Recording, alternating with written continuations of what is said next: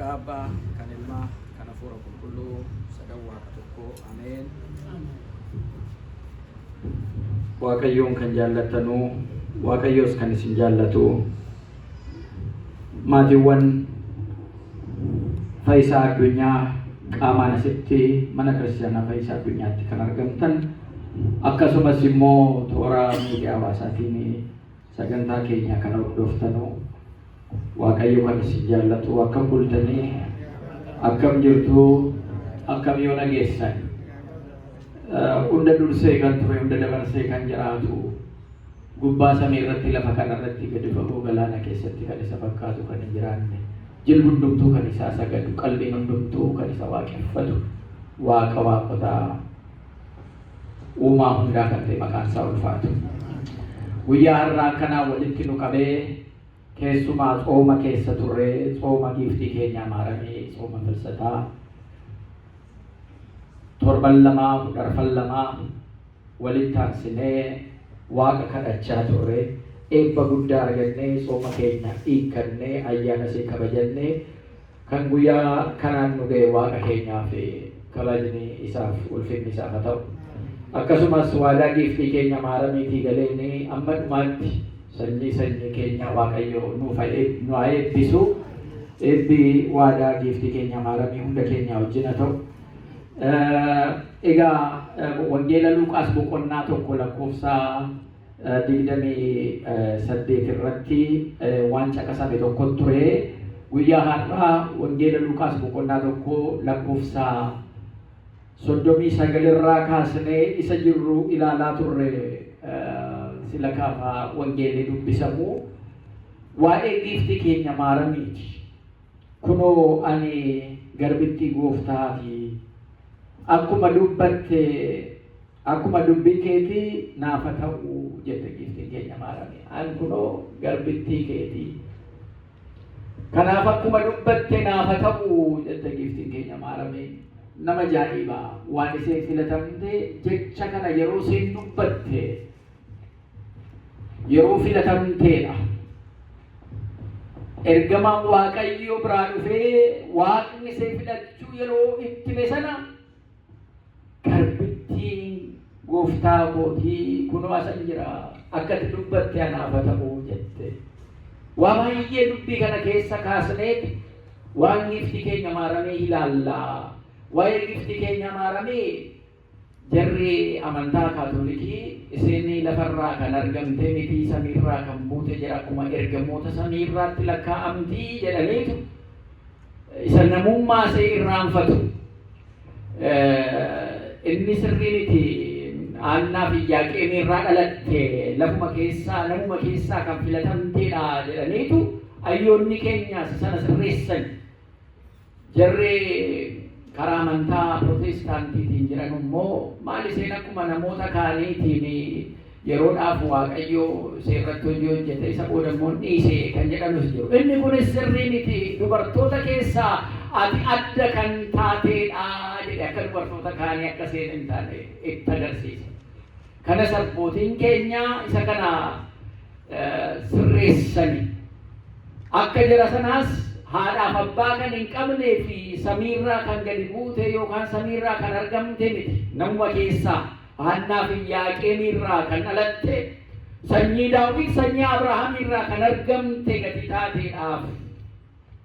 Immoo akkuma dubartoota kaan immoo akka hin jedhamne dubartoota keessaa immoo kan filatamte kan adda taateedha. Isa kana qulqulluu Gabrieltu itti hime jechuudha. Kanaaf giiftii keenya maaramiin haadha gooftaa keenya Fayyisaa keenya Iyesuus Kiristoosi. Iyesuus Kiristoos ilma Waaqayyo jiraataati. Isheen haadha ilma Waaqayyo jiraataa taatee filatamte jechuudha. Kanaan isheen dura kan filatame hin jiru, ishee boodas immoo kan filatamus hin jiru jechuudha.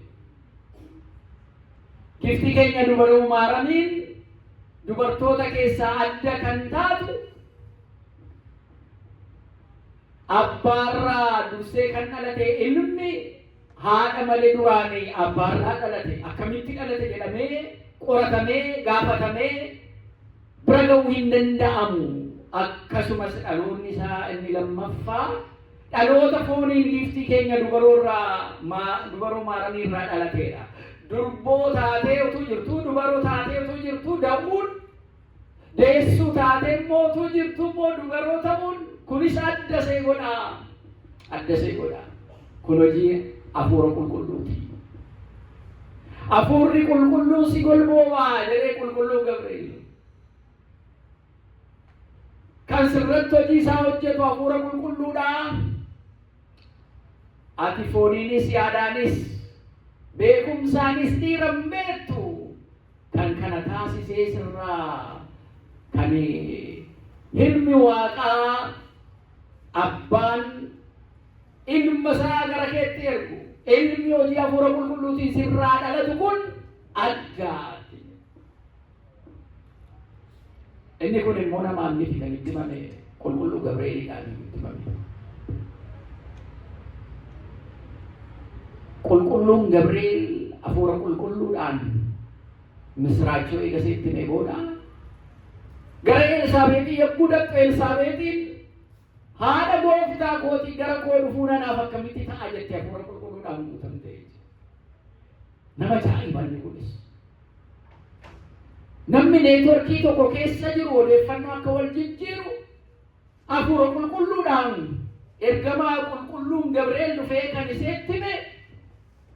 Elsaabeexis immoo sagalee giiftii maaramii haala dhageessu gammachuudhaan guutamte. Isee duwwaa miti gadameessa ishee keessa inni jiru cuuphaa Yohaannis inni gadameessa ishee keessa ji'a dhaloota Yesuusiin dursaa ture. Inni illee burraaqe hafuura qulqulluu gaafa dhagahu. Yeroo ammaa kana jarri dubartoota akka da'an deessisanu yookaan ispeeshaalistii maal jedhamu jedhu dubartoota deessisan maal jedhaman? Midwifer. Ala garaa ijoollee ilaalanii garaatti ijoollee ilaalanii ala jarri gammadan ala jarri gaddanu ala jarri na'an ala jarri waa jedhan haati waan isheen agarsiistu sana ilma irratti illee akka inni mul'atu jarri illee amma ragaa ba'u. Inni kun kitaaba Elsaabeexi dursitee waggaa 2000 duratu maashiniin kun hin gadhamamin gammachuu ilma ishee garaa keessaa sagalee giiftii keenya maaramii dhaga'uu iseetiin kan itti dhagahame isa ibsiteedha jechuudha. Doktoroonni kiristaanaa meeshaalee akka kanaa isa kitaaba qulqulluu keessa jiru kan akkaataa hojiirra oolchan. Kitaabni amantii isa durii ala haasa'u saayintistoonni immoo isa sana hojii irratti hiikanii immoo addunyaan akka dhimma itti ba'u immoo karaa adda addaatiin gochuu danda'u. Maaliif beekumsi ifa gatii ta'eedhaaf. Beekumsa dhabuun dukkana gatii ta'eedhaaf. Nama hafuura qulqulluudhaan deebi'u ifa keessa deddeebi'a. Beekumsa keessa deddeebi'a. Hubachuu keessa deddeebi'a gatii ta'eedhaaf.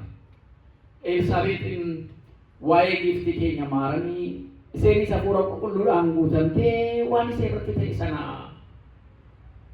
haasofte. Giiftii keenya maaramiin hafuurri qulqulluun si golboobaa.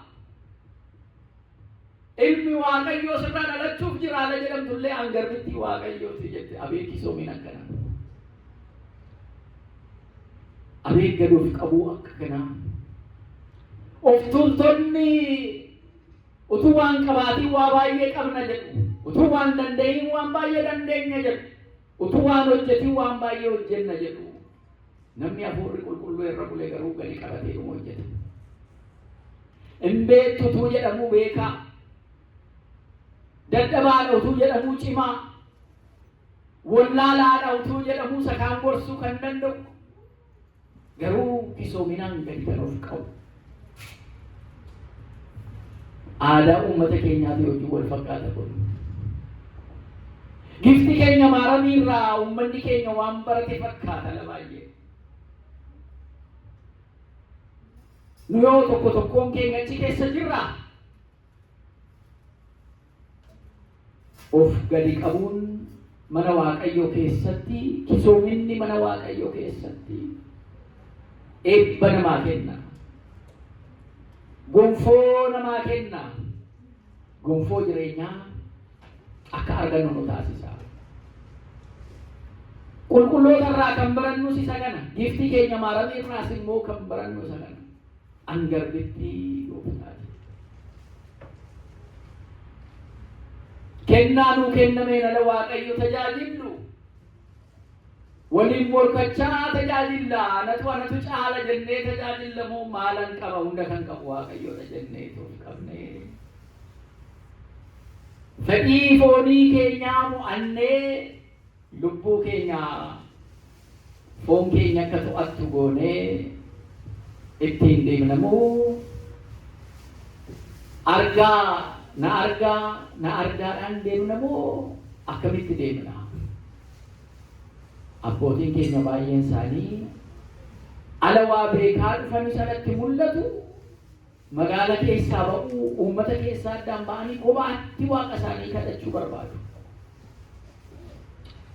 Akka waa hocni addunyaa kanaa, fedhiin addunyaa kanaa akka isaan hin miineef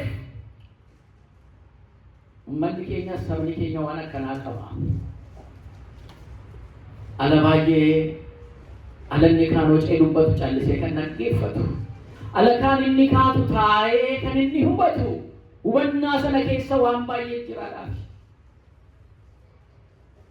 Qilleensa dhufee darbu keessa waan baay'eetu bu'aa, waan baay'ee kufa, waan baay'ee ka'a gadi ta'eedhaaf.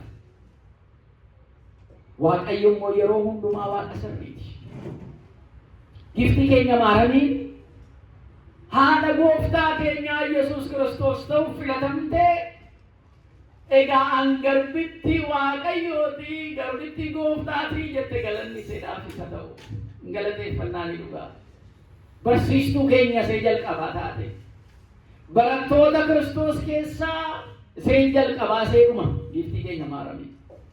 Barattoonni jalli kan ergaa adda addaa kan barreessan kan lallaban jiru. Kan giftii keenya maaramii garuu adda.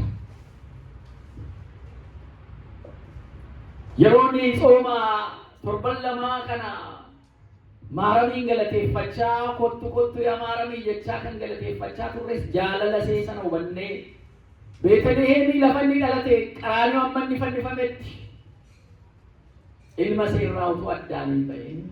Inni kaana lamanu, inni kaana laganu, inni kaana laboodatti deebi'u. Isheen garuu ilma koo jettee duukaa deemtee sababa sarra ga'een, dhukkubbii miidhaa sarra ga'een qalbii ishee keessaa seefiin darbee yaadisee sun gaafa inni kuu duukaa kufaa, gaafa inni kuu duukaa ka'aa, boo'aa imimmaan see dhangalaasaa. Jaalala Yesuus Kiristoosiif ilma see sanaaf qabdu kan agarsiiste seen jalqabatti mante giftii keenya maaramidha jechuudha. Kiristaanonni amma jirru isa seen deesseetti amanne.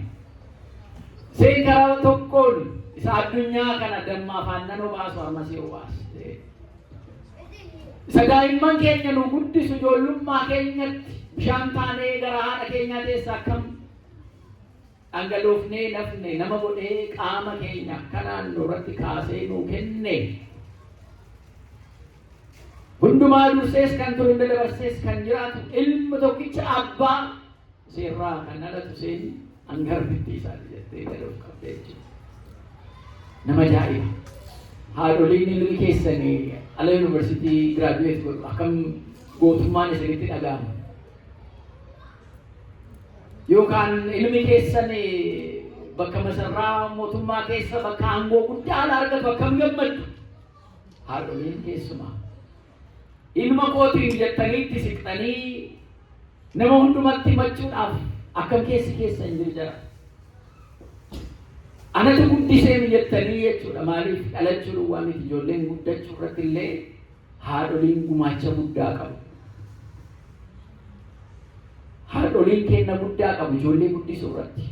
Eenyummaa isaanii eeggatanii guddisuu irratti. Haati Musee akkaataatti hin guddiste sana.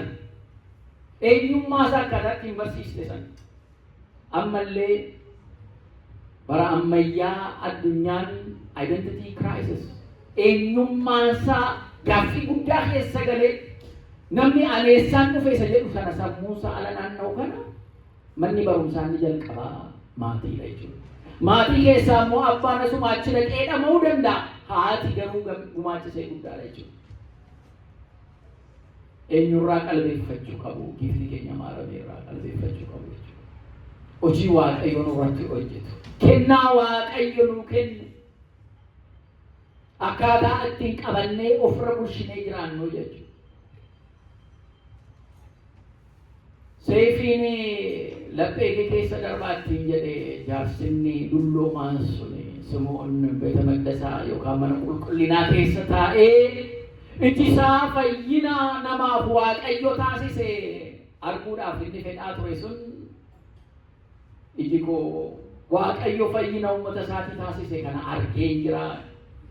Kanaan booda tajaajilaa kee dabarsuu dandeessa, fudhachuu dandeessa. Kanumaaf umuriin koo dheeratee jedhee Waaqa isaa galateeffatee tuseedhaan garuu qalbii kee keessaa seefiin darba jedheen sababa ilma kee kanaatiin.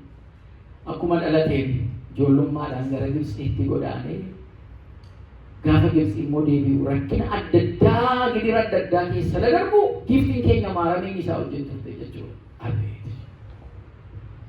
Eebbifamuun akkanaa, kennaan akkanaa dubartoota duraan turan keessaas hin turre kan fuuldura dhufan keessas immoo hin jiraatu jechuudha. Kennaan akkanaa dubartoota keessaa kan eebbifamte. Kanaaf giifti keenya maaramii galateeffannaa, waaqeffannu giifti keenya maaramii. Eenyuun waaqeffanna?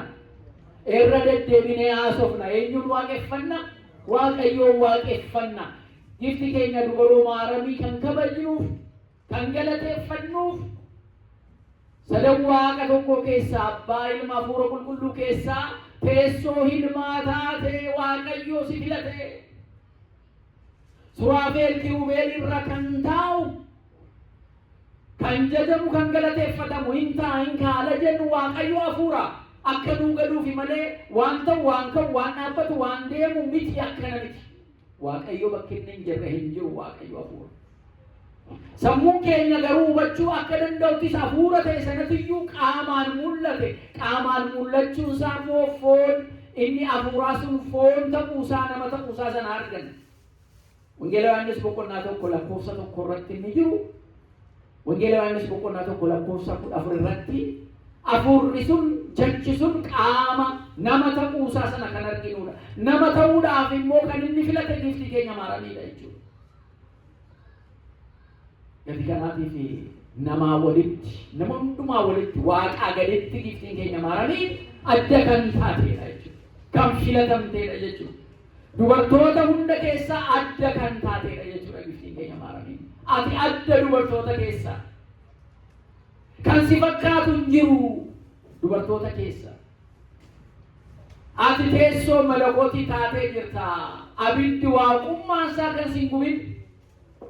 Suraafeel kiruubeel isa laaluuf kan hin dandeenye haguuggatanii qoccoo isaaniitiin isa laaluurraa abidda sanarraallee kan of qabanii kiruubeelii sana baatanii. Ati garuu garaa keetti gadameessa keetti baatte. Abbaan Hiriyaaqoos gadameessa keessa kamii gara bitaatiin immoo gara mirgaatiin, gara fuulduraa immoo gara boodaatiin. Hafuurri ayyaanni abiddummaa waaqummaa isaa sun akkamitti si hin gubne? Maal wanti kun akkam nama ajaa'ibaa jedhee kan inni dinqisiifatu Yesuus akkana jechuudha. Giifti keenya maaramii waa'ee Yesuus Kiristoos bakka kaasan hundumatti kan kaatu haati gooftaa keenyaa Yesuus Kiristoos. Ajajni isheen jettus waan inni isiniin jedhu dhagaa jetteetu barsiisti yeroo hundumaa. Waan inni isiniin jedhu dhagaa. Isa dhagaa abbaan isin samiirraa ilmi koo ani isa jaalladhu isaati isa dhagaala jedhu. Giiftiin keenya maaramiinis isa dhagaa jette Yesuus Kiristoosiin dhaga'uun akka dhageenyu jechuudha. Lubbuun isa dhageenya hin baddi gadi ta'edha. Akka hin banneef, akka jireenya bara baraa argannuudhaaf Waaqayyo nama keessaa seenuu filate. Utuu see filachuu dhabaatte akka Sodoom akka Gamoraa taanaa turree hin bannaa turree garuu nama keessaa hunduu cubbuu hojjete. Ati kan filatteen giiftii keenya maaramiin teessoo kee ta'uudhaaf filattee jirta. Gooftaa maqaan kee ulfaatu. Jaalala namaa qabduuf uumama kanaa qabduudhaaf ilma kee tokkicha Yesuus Kiristoosiin ergitee akka namaa dhaloota yeroon lakkaa'ameef inni baraan dura ture bara dabarsee jiraatu alfaa fi omeegaa kan ta'e inni eega inni dhalatee booda dhaloota Kiristoosiin dura dhaloota Kiristoos booda jedhamee seenaan addunyaallee iddoo lamatti addaan ba'ee jechuudha. Walakkeessa seenaa ta'ee jechuudha. Kanaaf gifti keenya maaramii jaalala seenaa qabnuuf keessumaa kudhan lamman darbee tsoomaan biyya kana keessatti subaa eegaluun rakkisuu danda'a. Biyya kana vaakeeshinii dhala baay'ee namni maatii wajjin hojiirra dhaabbatee biyyatti garuu mijaataadhaan namni mijeeffateetu subaa eegala. Waggaa haaraattis ce'uudhaaf yaada haaromsachuudhaafis yeroon inni kun kan waggaa hundumaa ba'aa keenya baafannee cubbuu keenya baafannee qalbii jijjiirrannee qaamuma keenyaaf illee nyaata bareedaa nyaannurraa gara kaayii gara bishaaniitti deebineetu akka Daani'eel waan nyaatamu waan biraa hin nyaadhu, cooma kanas nyaachuun natti hafu, booka kanas dhuguun natti hafu, waanuma kaayii kana naa kennaa jedhee nyaatee simboonsaa jara coomaa fi cooma nyaatanii booka dhugan caalaa daadhii dhugan caalaa miidhaginni simboosaa dabalee akkuma ture yeroo ammaa kana kiristaanonnis biyya isaaniitiif ofii isaaniitiif tokko tokkoon isaanii waliin kadhachuudhaan yeroo tsooma kana dabarsina jechuudha. Yeroo addunyaan qormaata adda addaa keessa jiru kanallee amantiin keenyallee karaa adda addaatiin qoramsi yegguutti dhufa kanallee cimneetu amantaa keenyaan tsooma keenyaan jabaannee tokko tokkoon keenyaaf maatii keenyaaf mana kiristaanaa keenyaaf waliin kadhannaa jechuudha. Biyya keenyaaf waliin kadhannaa jechuudha. Addunyaa kanaaf waliin kadhannaa jechuudha. Cimoota ta'uu qabna. Jajjabaachuu qabna. Bu'aan tsoomii kanaa immoo isuma waggaa waggaadhaan marsee dhufu duwwaa utuu hin ta'in jireenyuma keenya eega kaleessa tsooma hiikne har'a maal goone? Kanaan booda immoo jijjiirama maalii agarsiisaa deemnaa? Akka ijoollee ifaa Waaqayyo ifaadha. Ijoolleen isaas ifaa akkuma ta'an akka ijoollee ifaa ifaan deddeebi'u. Jara dukkana keessa, jara cubbuu keessa jirantu ibsu.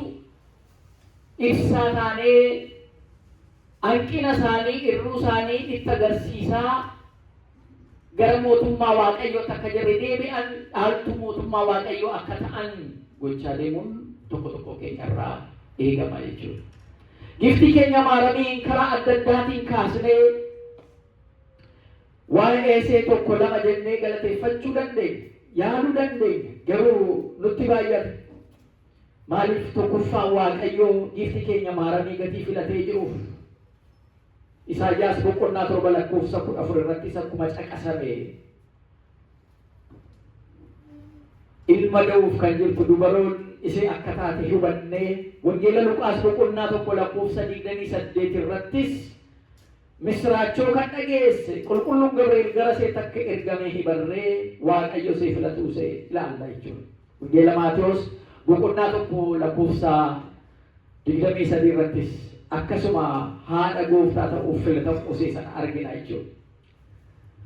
Filatamte haadha gooftaa taatee filatamte haadha Waaqayyoo jennee amma kan galateeffannu jalqaba iyyaadhattu alanni dhalate beektonni ayyoonni dhufanii gooftaan inni dhalate eessa jira jedhani Waaqayyoon dhalate eessa jiraan jenne namni inni dhalate daa'imni inni dhalate eessa jiraan jenne sirna laalawii sirna maakalaawii sirna taataawii jedhaniitu maqaasa olaanaa maqaasa giddugaleessaa maqaasa gadii jedhaniitu ayyoonni hiikani maqaasa olaanaa sanaan Waaqayyo dhalatee jira eessa jira yoo jedhan namoonni kun maraatuudha jechuu ni danda'u namni naannoo sana jiran Waaqayyoon dhalataa akkamitti dhalate jedhanii akka gowwaatti jararaalanii hubannoo akka hin qabaanne burjaajooftu akka hin taane namni inni dhalate daa'imni inni dhalate eessa jira akka jenne immoo maalli Israa'el Yerusaalem keessatti Israa'el keessatti guyyaa guyyaadhaan nama meeqa dhalata isa kamiin nu gaafatu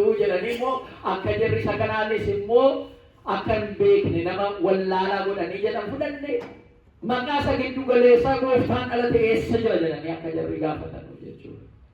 isa booda Theotokos haadha gooftaa ta'uusee haadha waaqaa ta'uusee bara 300 eega gooftaan keenya dhalate booda hayyoonni walitti dhufanii inni dhalate Yesuus masiihicha ta'uusaa inni immoo abbaa hafuura qulqulluu wajjin kan jiru kan ture nama immoo qaama isaa addaatiin nama kan ta'e ta'uusaa iseenis teessoo hafuura qulqulluu malakoot haadha gooftaa ta'uusee haadha waaqayyoo ta'uusee isa kanaan raggaasisanii jechuudha. Gatii kanaatiif Maariyaam giiftiin keenya haadha waaqayyooti jechuudha. Durboon Maariyaamii haadha waaqayyoo ta'uun filatamuusee isa kana nutti agarsiisa. Wangeela Luqaas boqonnaa 1:33 irratti illee isa kana laallaa jechuudha.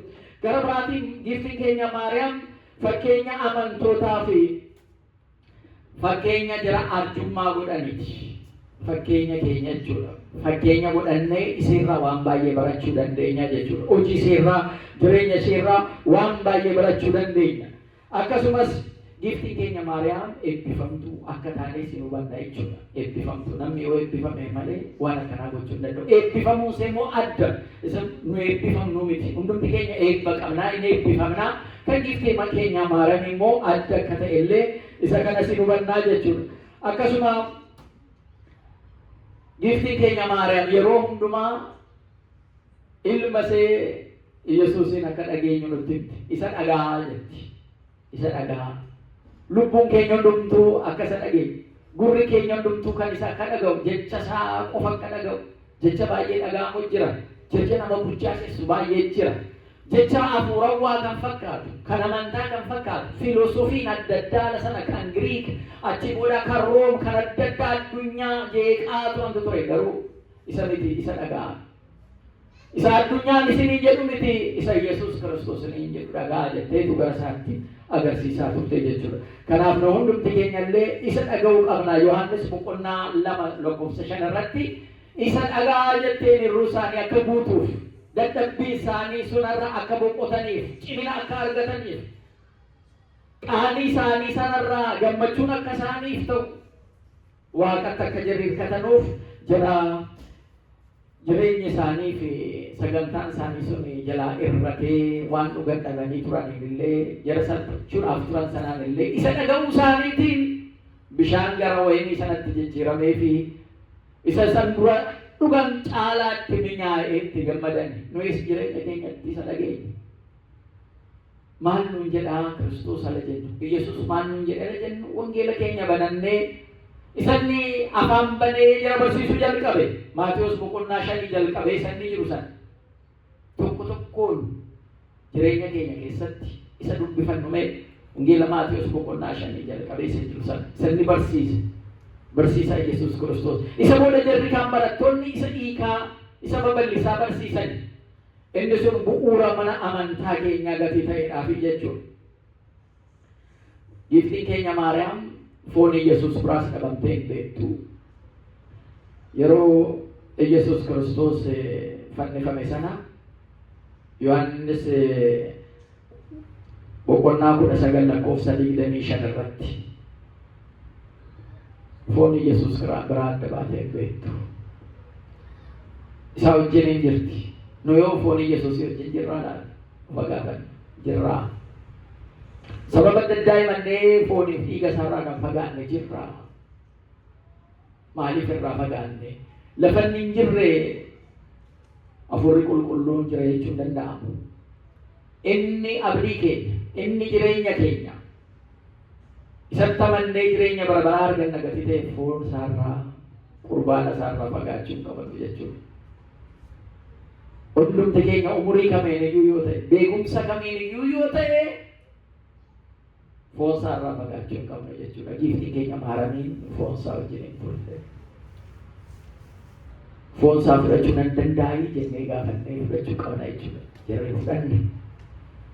Ala isa fudhannu inni jireenya bara baraati. Eega fudhattanii booda inni isin wajjin jiraataa jechuudha. Nuyis isaa wajjin jiraanna. Waa'ee giiftii keenya Maariyaamii waan baay'ee kaasnee barachuu dandeenya ture isaatiin nu daangeessa. Sabalanni laphee keenya irra bulshee firii 30, 60 fi 100 agarsiisnee dhaaltuu mootummaa isaa akka taanu Waaqayyo nu gargaaru.